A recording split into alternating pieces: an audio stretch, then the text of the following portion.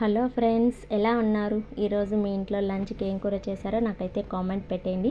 నేనైతే గుత్తి వంకాయ కర్రీ చేస్తున్నానండి. నేనే తోటకు వెళ్ళి గుత్తి వంకాయ కర్రీ కోసమని లేతకాయలు చిన్న కాయలు పీక్కొచ్చుకున్నాను అనమాట.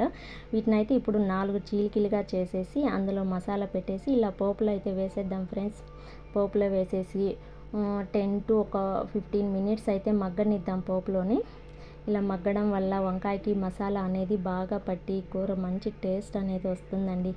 వంకాయ అంటే ఇష్టం లేని వాళ్ళు ఎవరుంటారండి? అది గుత్తి వంకాయ కూర అంటే ఇష్టం లేని వాళ్ళు ఎవరుంటారు? ఆల్మోస్ట్ అందరికీ ఇష్టమే ఉంటుంది. ఎవరో వంకాయ అంటే ఎలర్జీ ఉన్న వాళ్ళు మాత్రమే వాళ్ళకి తినేదానికి ఉండదన్నమాట. చూసారా, బాగా మగ్గిపోయాయి కదా ఫ్రెండ్స్. దీనికి కాంబినేషన్గా నేనైతే రాగి సంగటి చేద్దాం అనుకున్నాను. బట్ మా హస్బెండ్ పొద్దున్న టిఫిన్ సరిగా చేయలేదన్నమాట. ఇప్పుడు రాగి సంగటి చేశాను అనుకో, ఆయనకు రాగి సంగటి అంటే అస్సలు ఇష్టం ఉండదన్నమాట.